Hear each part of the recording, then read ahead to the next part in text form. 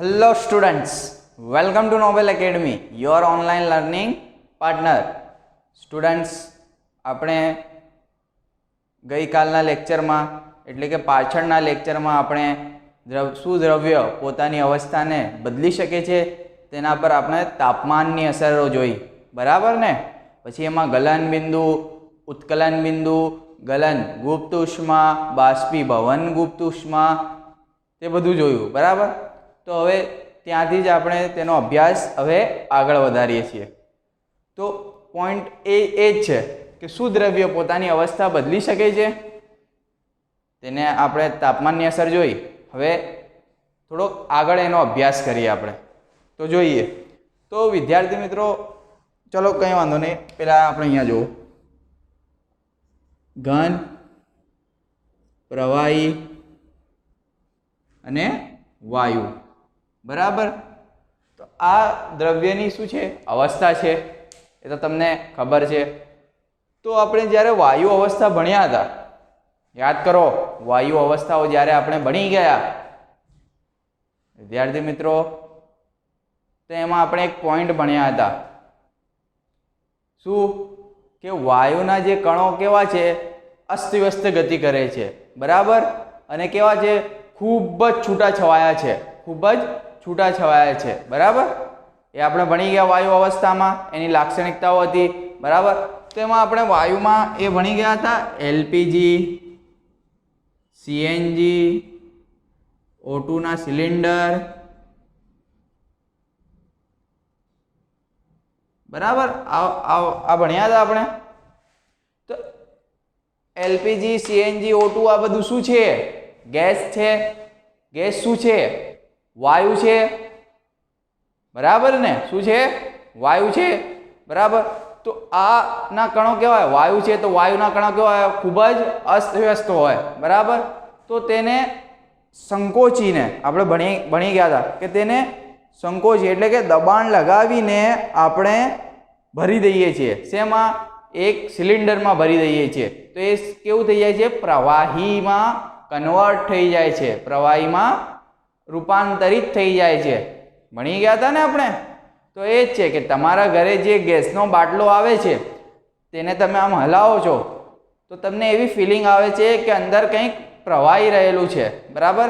પછી તમે ડિઓડ્રન્ટ વાપરો છો, સ્પ્રે, રૂમ સ્પ્રે, બરાબર? તો તેને હલાવો ને તો તમને પ્રવાહીની જેમ આમ ફિલિંગ આવે કે અંદર કંઈક પ્રવાહી છે. પરંતુ જ્યારે તમે એને સ્પ્રે કરો ને તો ત્યારે અંદરથી પ્રવાહી નહીં નીકળશે, અંદરથી એ પ્રવાહી વાયુ સ્વરૂપે નીકળશે.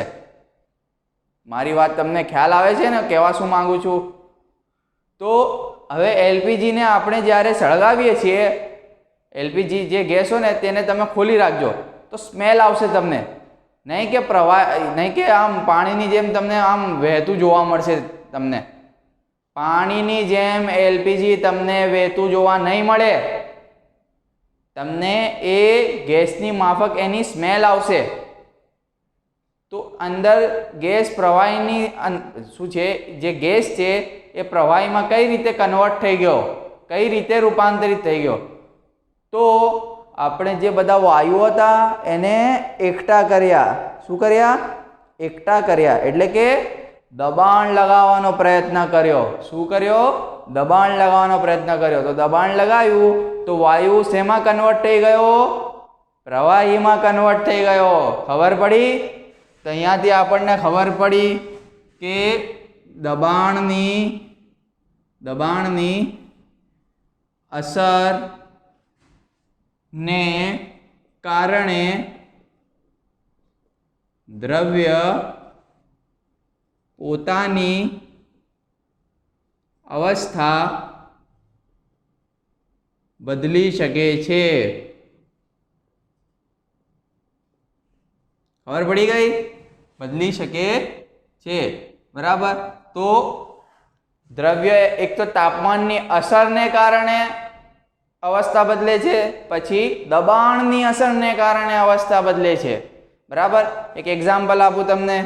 તો પહેલાં એક્ઝામ્પલ આપતા પહેલાં સમજી લઈએ. જો આ ઘન પદાર્થ છે, આ એક પ્રવાહી પદાર્થ છે. આ ચલો કંઈ વાંધો નહીં, આ તો તમને ખ્યાલ આવી ગયો છે. અને આ એક વાયુ પદાર્થ છે. તો ઘન પદાર્થમાં તેના ઘટક કણો ખૂબ જ નજીક હોય. જુઓ, ખૂબ જ નજીક છે,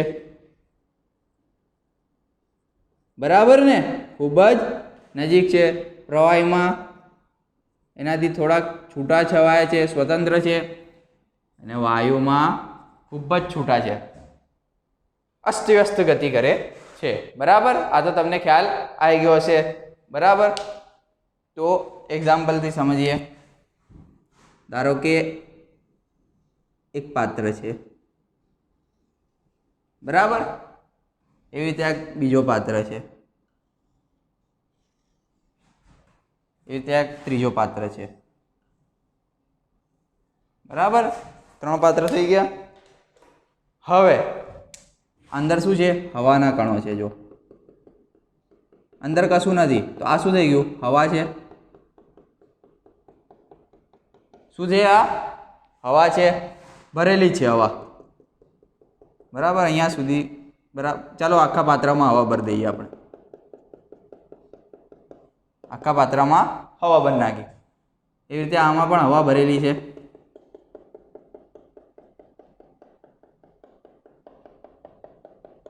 ધ્યાનથી સમજજો, આ એક પ્રવૃત્તિ તમને કરાવો.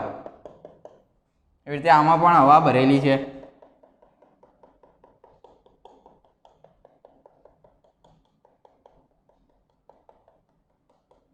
અહીંયા ધ્યાન રાખજો, વિચારો આ શું થઈ રહ્યું છે, બસ ખાલી. બરાબર? તો હવે હું શું કરીશ? એક આવું પાત્રની ઉપર એવું પિસ્ટન ગોઠવી દઈશ. આ જુઓ, આવી રીતે પિસ્ટન છે. આ શું છે? પિસ્ટન. શું છે? પિસ્ટન. યાદ રાખજો, શું છે? પિસ્ટન. બરાબર? તો આ પિસ્ટન છે. તો હું આ પિસ્ટનની મદદથી આ પાત્રમાં રહેલા જે કણો છે એને દબાવવાનો પ્રયત્ન કરું છું. જો અંદર કશું નથી, પાત્ર ખાલી છે.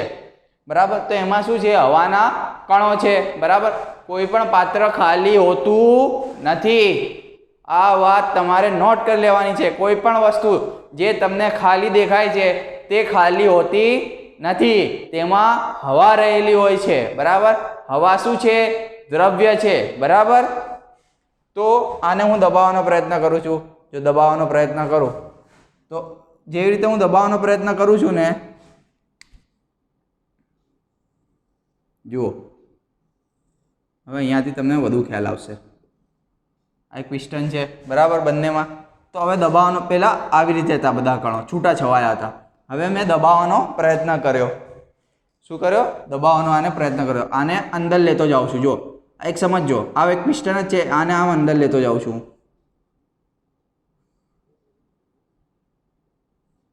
જો અંદર લેતો જાઉં છું. બરાબર?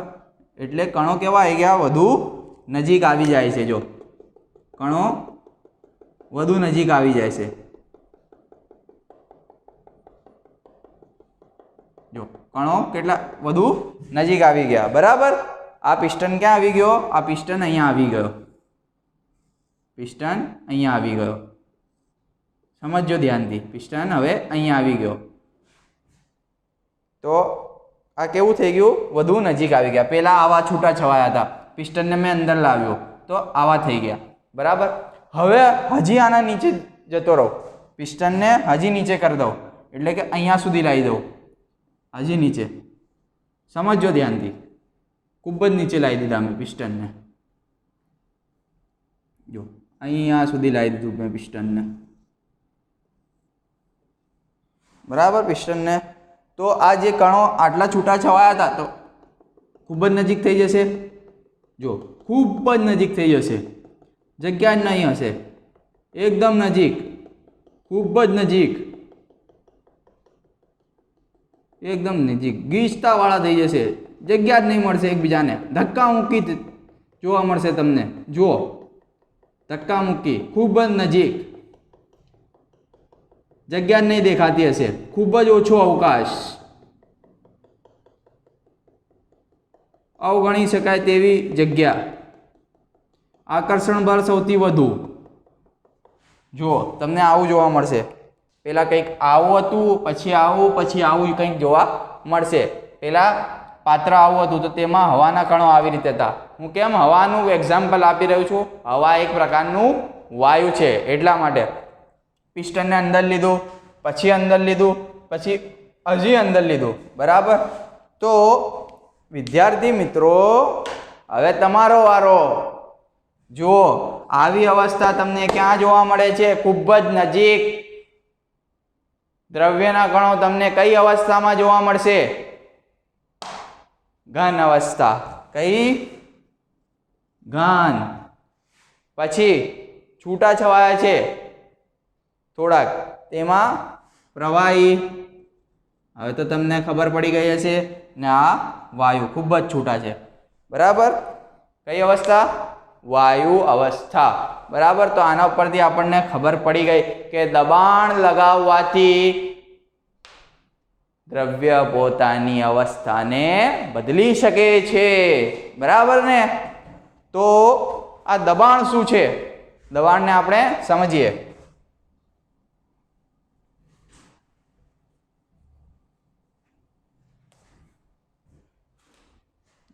ચલો, આપણે કંઈ વાંધો નહીં, આપણે લૂછી કાઢીએ. આપણે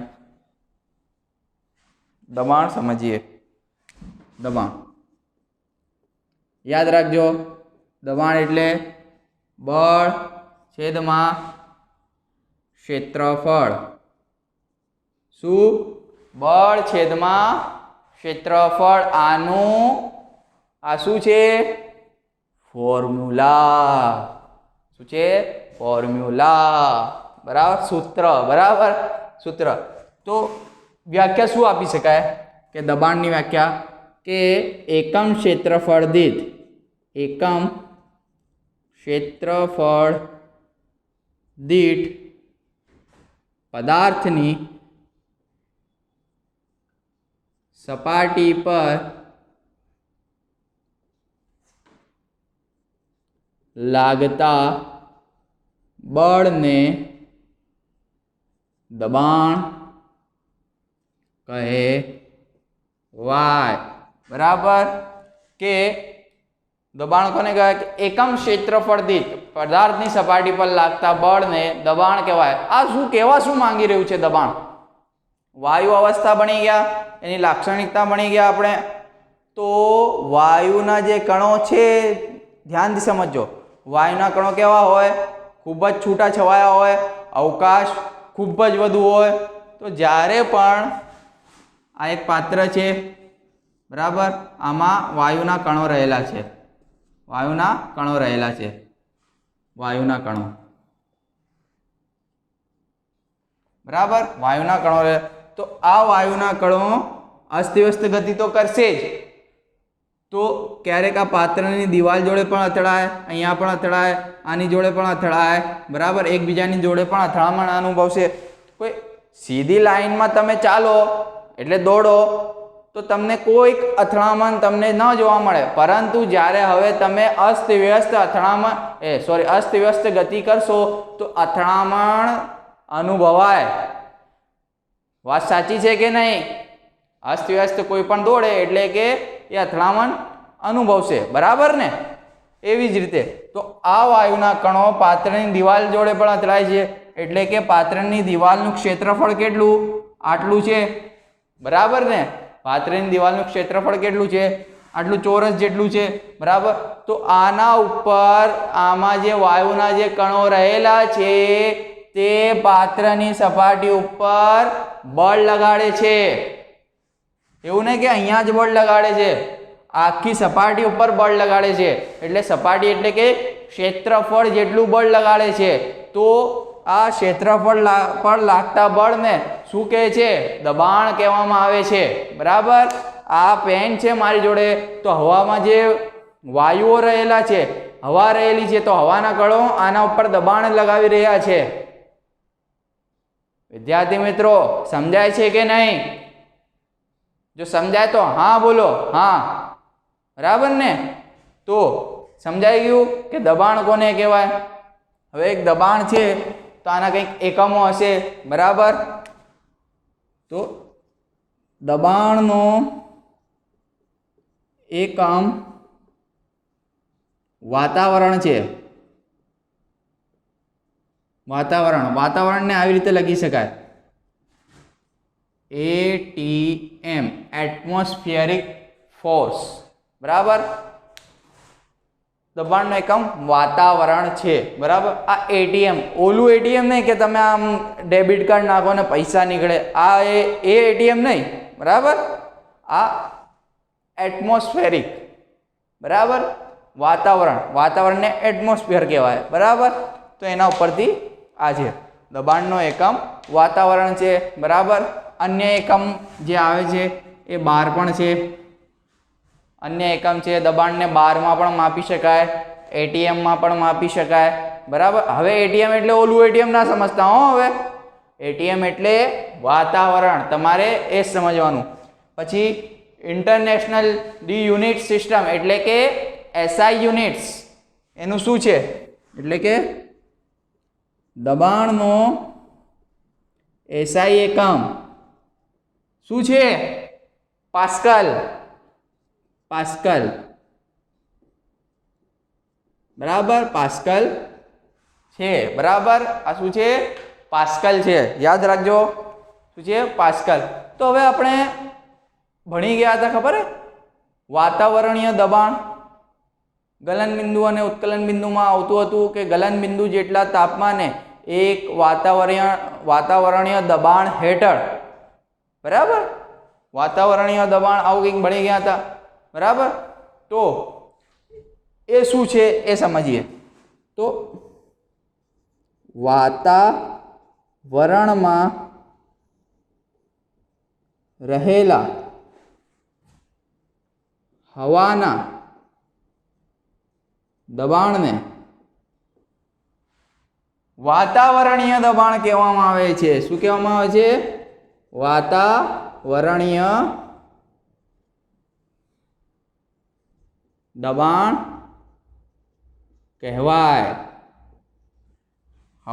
વાતાવરણમાં રહેલા હવાના દબાણને એક વાતાવરણીય દબાણ કહેવામાં આવે છે. એટલે કે એટીએમ, નોટ પેટીએમ, એટીએમ. બરાબર, યાદ રાખજો. હવે કે દરિયાની જે સપાટી છે, દરિયાની સપાટી પર લાગતા હવાના દબાણને વાતાવરણીય દબાણ પણ કહેવાય. વાતાવરણીય દબાણ એટલે કે એક વાતાવરણીય દબાણ અથવા સામાન્ય દબાણ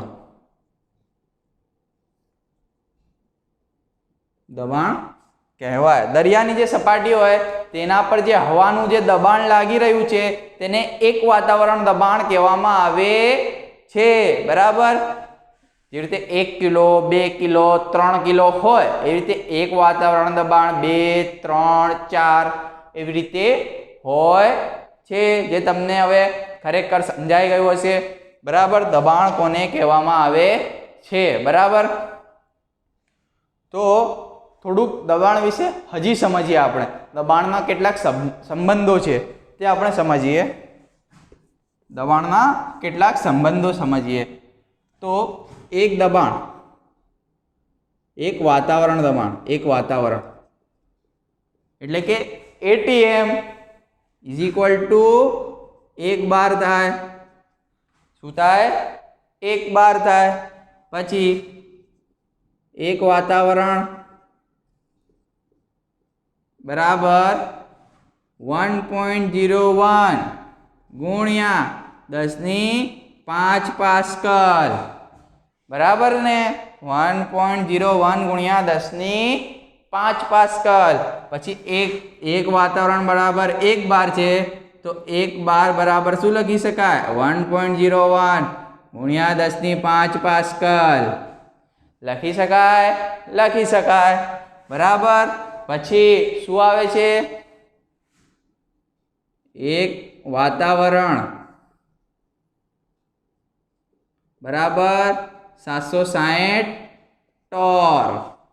760 ટોર આ બી એ જ છે, 1 બાર બરાબર પણ 760 ટોર। આ તમારે કંઈક ઇન્ફોર્મેશન છે, આ તમારે યાદ રાખવાની છે, કંઈક પૂછાય નહીં, ખાલી આ પૂછાય છે, આ મેન છે, આ તમારે યાદ રાખજો, આ પૂછાય છે, આ તમારે યાદ રાખવાની। એક એટીએમ 1.01 ગુણ્યા 10⁵ પાસ્કલ યાદ રાખી લેવાની, બરાબર ને। તો હવે દબાણ શીખી ગયા, બધું શીખી ગયા, બરાબર। તો આપણે કંઈક કરીએ,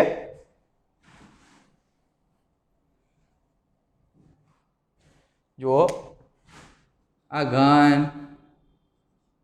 પ્રવાહી અને વાયુ, બરાબર। ઘન છે, પ્રવાહી છે અને વાયુ છે। તો વાયુમાંથી મારે પ્રવાહીમાં લાવવું છે, વાયુમાંથી પ્રવાહીમાં કન્વર્ટ કરવું છે, તો દબાણ વધારવું પડે, દબાણ વધારતા તો શું આવે, પ્રવાહીમાં કન્વર્ટ થઈ જાય, જે આપણે શીખી ગયા। એવી જ રીતે પ્રવાહી છે તો એને હજી વધુ દબાણ લગાડતા, દબાણ વધારતા શેમાં કન્વર્ટ થઈ જશે, ઘનમાં કન્વર્ટ થઈ જશે, જે આપણે પ્રવૃત્તિમાં સમજ્યા પિસ્ટનને, બરાબર। આમ નજીક લાવતા ગયા, પછી આટલું જ મળશે તમને, બરાબર। શું મળશે, આટલું જ મળશે તમને દબાણ। મસ્ત એક્ઝામ્પલ આપું તમને, દૂધનો હલવો ખાધો છે, કેટલું મોટું, આમ બહુ વધારે પ્રમાણમાં આપણે દૂધ નાખીએ છીએ ને આમ દૂધનો હલવો આટલો જ નીકળે છે, જોયું છે ને તમે, ખૂબ જ ઓછા પ્રમાણમાં દૂધનો હલવો નીકળે છે, દૂધ આપણે કેટલું બધું નાખી દઈએ છીએ, બરાબર ને। તો એટલા માટે દૂધનો હલવો આટલો નીકળે છે, કેમ કે દૂધ શું છે, પ્રવાહી છે, બરાબર। તો ખૂબ જ વધુ પ્રક્રિયા કરીને આપણે એને નાનું બનાવી દઈએ છીએ, બરાબર। એક આપણી આસપાસની પ્રક્રિયા છે, બરાબર ને। સાયન્સને સમજવું હોય તો આવી રીતે સમજવાનું, આસપાસના જે એક્ઝામ્પલ્સ છે ને એને તમારે જોડી દેવાનું, સાયન્સ એકદમ ઇઝી થઈ જશે તમારા માટે, બરાબર। તો દબાણ વધારતા પ્રવાહીમાં અને પ્રવાહીમાં દબાણ વધારતા ઘનમાં, કેમ કે ઘટક કણો નજીક આવતા જશે, બરાબર। તો આ તમને સમજાઈ ગયું, બરાબર ને। તો કંઈક નહીં, પછી એક સવાલ આવે છે કે વાયુનું પ્રવાહીકરણ સમજાવો, શું, વાયુનું પ્રવાહીકરણ સમજાવો, એક આ સવાલ તમને પૂછાય છે। પછી આવશે સૂકો બરફ એટલે શું, સૂકો બરફનો એક સવાલ પૂછાય છે।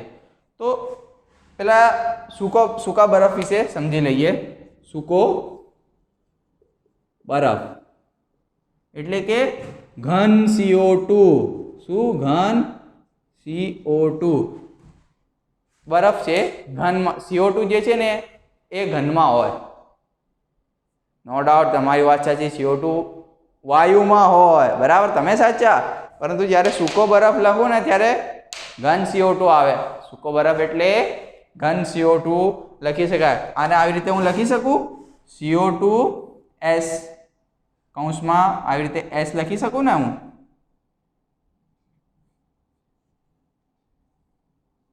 બરાબર ને, કૌંસમાં S લખી શકાય। તો સૂકો બરફને ઘન CO2 કહે છે, બરાબર।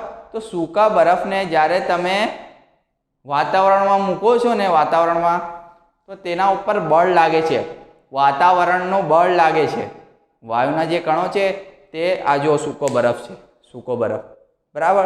એઝ્યુમ કરો આ સૂકો બરફ છે, તો હવામાં રહેલા છે કણો, બરાબર, હવામાં શું રહેલા છે, કણો રહેલા છે, તો આની ઉપર બળ લગાડશે, બરાબર। વાતાવરણનું દબાણ કેટલું થઈ જાય, એક વાતાવરણ થઈ જાય, જ્યારે પણ વાતાવરણનું દબાણ આની ઉપર એક વાતાવરણ દબાણ લાગશે ત્યારે સૂકો બરફ કશું જ નહીં, ડાયરેક્ટ ઘનમાંથી પ્રવાહીમાં નહીં આવશે, એ ડાયરેક્ટ ને ડાયરેક્ટ વાયુમાં જ રૂપાંતરિત થઈ જશે। તમે એવું વિચારતા હશો કે જે બરફ હોય વાતાવરણમાં તમે મૂકો તો એ પ્રવાહીમાં આવશે, પછી વાયુમાં, તો આવું નથી। અહીંયા સૂકો જે બરફ છે, સૂકો બરફ એ પ્રવાહીમાં જ કન્વર્ટ થઈ જશે, વાયુમાં જ કન્વર્ટ થઈ જશે ડાયરેક્ટ. કેમ? કેમ કે તેના ઉપર વાતાવરણનો દબાણ લાગી રહ્યો છે, એક વાતાવરણ દબાણ લાગી રહ્યો છે તેના ઉપર, એટલા માટે. અને તાપમાન વધુ છે આજુબાજુ, એટલા માટે તાપમાન વધુ છે. પછી વાતાવરણનો પણ દબાણ લાગી રહ્યો છે, એટલા માટે. મારી વાત તમે નોટ કરજો. આપણે ઘનમાંથી પ્રવાહી કરતા હતા તો શું? ગરમ કરતા હતા. ગરમ કરતા એટલે તાપમાન વધારતા હતા. પછી પ્રવાહીમાંથી વાયુ એટલે કે ગરમ કરતા. બરાબર? ગરમ કરતા હતા. બરાબર? અને વાયુમાંથી જ્યારે પ્રવાહીમાં આવતું હતું એટલે ત્યારે આપણે ઠંડુ પણ કરતા હતા. વાત સમજો શું કહેવા માંગી રહ્યો છું, કે વાયુમાંથી પ્રવાહીમાં આપણે કન્વર્ટ કરતા હતા ત્યારે ઠંડુ કરતા હતા. બરાબર? જે પાણીની વરાળ હશે એ કેવી હશે? ઠંડી પડી ગઈ હશે, ત્યારે પ્રવાહીમાં કન્વર્ટ થઈ ગઈ છે. એટલે કે અહીંયાથી સાબિત શું થાય છે કે દબાણ વધારવાથી, તાપમાન ઘટાડવાથી દ્રવ્ય પોતાની અવસ્થા બદલી શકે છે. એટલે કે વાયુ પ્રવાહીમાં કન્વર્ટ થાય છે. લખી શકું ને હું કે દબાણ વધારવાથી અને તાપમાન ઘટાડવાથી વાયુ પ્રવાહીમાં રૂપાંતર પામે છે. બરાબર? કે દબાણ વધારવાથી, તાપમાન ઘટાડવાથી આપણે વાયુનું પ્રવાહીમાં કન્વર્ટ કરતા હતા તો ઠંડુ કરતા હતા ને, ઠંડુ કરતા હતા. બરાબર ને? તો એ જ થઈ ગયું. સિમ્પલ. તો જ્યારે પણ આવું તમને પૂછાય કે વાયુનું પ્રવાહીકરણની પદ્ધતિ સૂચવો, તો તમારે એટલું જ કરવાનું કે દબાણ વધાર્યું અને તાપમાન ઘટાડી નાખ્યું તો વાયુનું પ્રવાહીકરણ થઈ ગયું. સિમ્પલ. ખબર પડી ગઈ? ન પડી ગઈ હોય તો ધીરજ રાખજો. આપણે એક ડાયાગ્રામ દ્વારા સમજીએ, કંઈ વાંધો નથી, આપણે સમજીએ છીએ. બરાબર?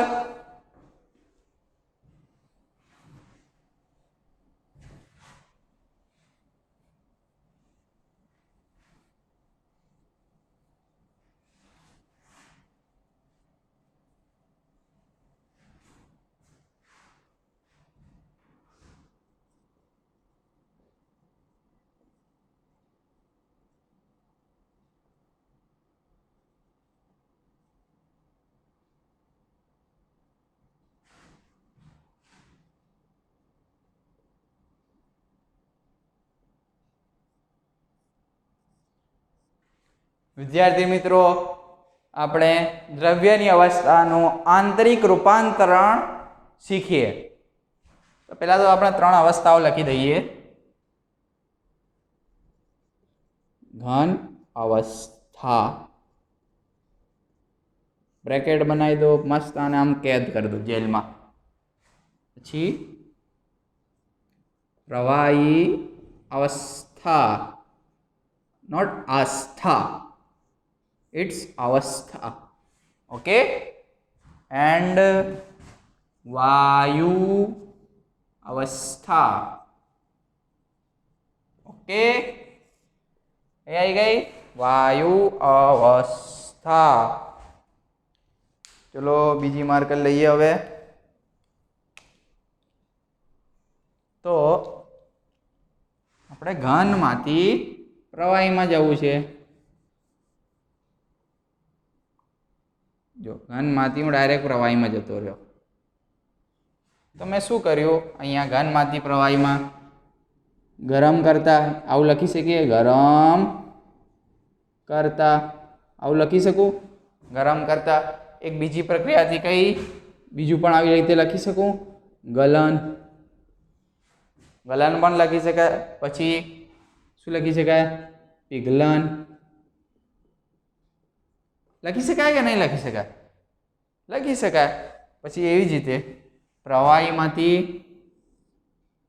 વાયુમાં શું કરી શકાય કે ગરમ કરતા લખી શકાય, ગરમ કરતા, બરાબર. પછી ગરમ કરતા એટલે કે ઉત્કલન લખી શકાય, ઉત્કલન. એવી જ રીતે બાષ્પીભવન,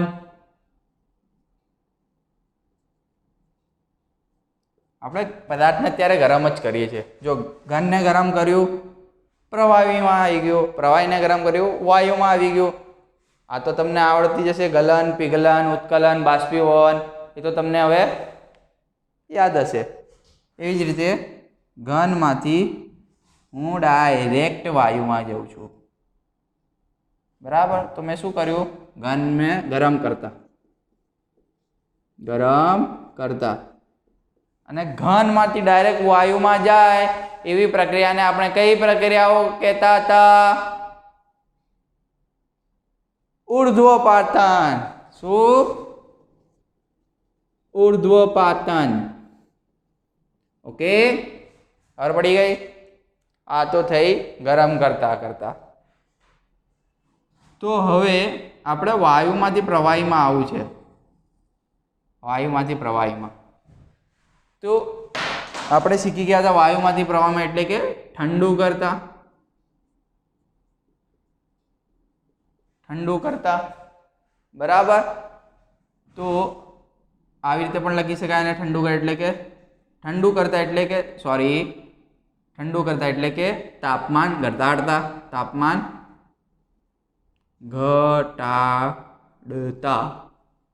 બરાબર. તાપમાન ઘટાડતા. ઠંડુ એ પેલા ગરમ કર્યું તો ઠંડુ એટલે તાપમાન નીચું હોય, બરાબર.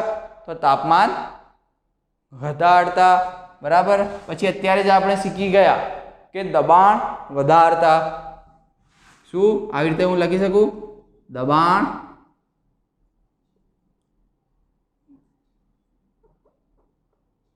દબાણ વધારતા લખી શકું ને? દબાણ વધારતા. તો બી વાયુ પ્રવાહીમાં આવી જાય, દબાણ વધારું તો પણ. ને આ પ્રક્રિયાને હું સંઘનન પણ કહી શકું, સંઘનન. પછી આને હું પ્રવાહીકરણ પણ કહી શકું, પ્રવાહીકરણ. એટલે કે વાયુનું ડાયરેક્ટ પ્રવાહીમાં રૂપાંતર થાય. તમે કહેશો આ સંઘનન શું છે? તો તમે જળ ચક્ર ભણી ગયા હશો, તેમાં આ વર્ડ આવતું જ હશે, સંઘનન. એટલે કે જે પાણીની વરાળ છે એ ગરમ થઈને ઉપર જાય છે, વાતાવરણમાં થાય છે અને વાદળમાં પ્રવાહી સ્વરૂપે સંઘનન પામે છે. એટલે કે પ્રવાહીમાં કન્વર્ટ થઈ જાય છે, એને સંઘનન કહેવાય, બરાબર. ખબર પડી ગઈ? એવી જ રીતે પ્રવાહીમાંથી વાયુ, ઓકે, ઘન. તો અહીંયા એ જ શું? ઠંડુ કરતા એટલે કે તાપમાન ઘટાડતા,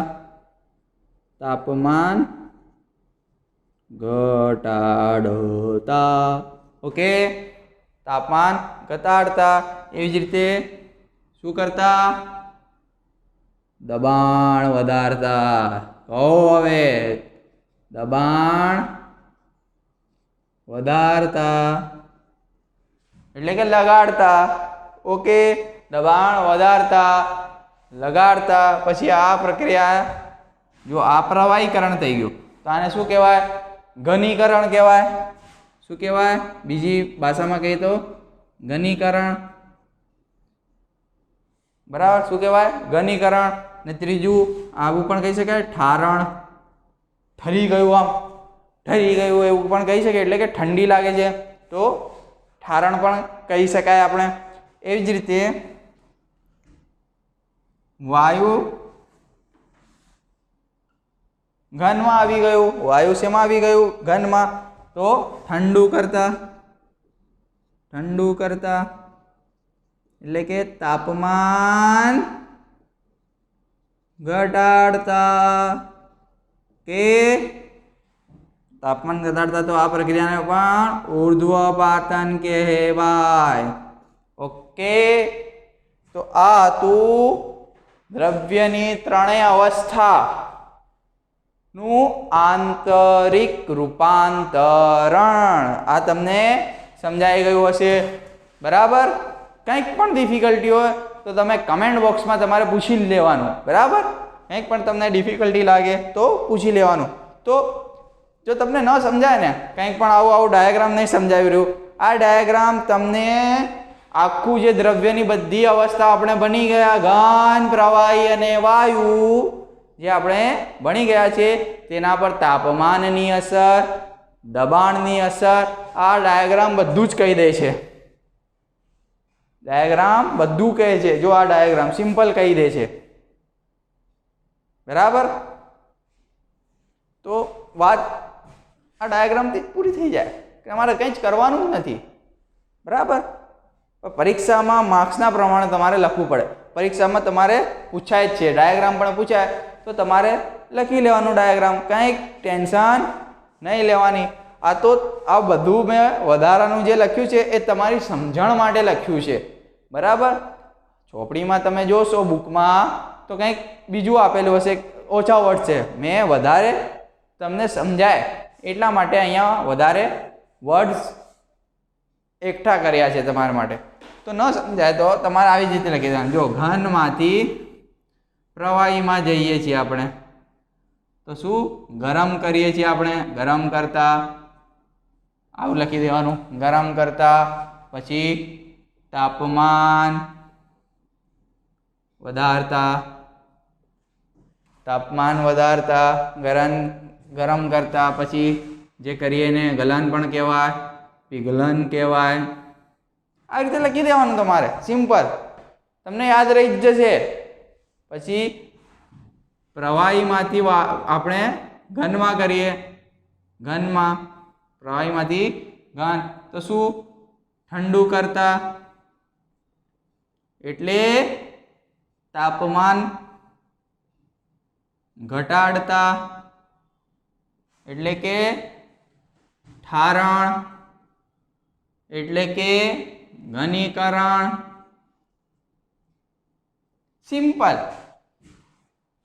સિમ્પલ છે આ બધી વસ્તુઓ. આવી રીતે તમારે લખી દેવાનું બધું, તો તમને યાદ રહી જશે કે ઘનમાંથી પ્રવાહી, પ્રવાહીમાંથી ઘન. એવું યાદ કરી દેવાનું ને તમારે કે આમ ઊંઘમાંથી પણ તમને પૂછે ને ઘનમાંથી પ્રવાહી શું થાય, શું થાય તમે બતાવી દો એવી રીતે. ઘનમાંથી પ્રવાહી તો તાપમાન વધી ગયું, તાપમાન વધી ગયું એટલે ગરમ થઈ ગયું, ગરમ થઈ ગયું એટલે કે પીગળી ગયું, પીગળી ગયું એટલે ગલન. સિમ્પલ, બરાબર? આને લગતા જેટલા પણ પ્રશ્નો છે તમને નહીં સમજાય, ડિફિકલ્ટી હોય તો વિદ્યાર્થી મિત્રો પહેલાં તમે વાંચજો, વિડીયો જોજો બરાબર ધ્યાનથી, અને ન સમજાય તો જ ડિફિકલ્ટી પૂછજો. પહેલાં તમારે તમારું હક અદા કરવાનું પહેલાં, પછી મારું છે ટાઈમ, એ નહીં આપના ટાઈમ આવેગા એ નહીં. એટલે પહેલાં તમારે વાંચી લેવાનું, ન સમજાય તો જ પૂછવાનું, સમજાઈ ગયું તો નહીં પૂછવાનું, બરાબર? તો વિદ્યાર્થી મિત્રો હવે આગળ આપણે અભ્યાસ ચાલુ રાખીશું. તો તમારે અહીંયા સુધી એટલે કે ચેપ્ટર જ્યાં સુધી આપણું ચાલ્યું ત્યાં સુધી તમને ન સમજાય તો તમે બેફિકર તમે મને પૂછી શકો છો. ઓકે વિદ્યાર્થી મિત્રો, ચાલો તો હવે આપણે આગળ અભ્યાસ કરીશું. Okay, thank you.